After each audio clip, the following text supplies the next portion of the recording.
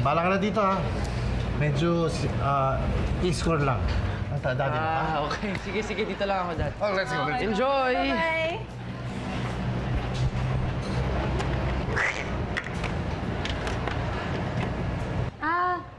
Sino yung kasama ng daddy mo? Yun yung bagong shota ng daddy ko. Sexy, di ba? Hindi talaga ng taste ng daddy ko. Bagong shota? Nung isang araw, iba yung kasama niya, ngayon iba na naman? Ganyan naman si Sir JB. Kung magpalit ng kanyang girlfriend, pabago-bago, parang bra. Ano? Bra? Kasing bra? Di ba dapat damit? Bakit naging bra?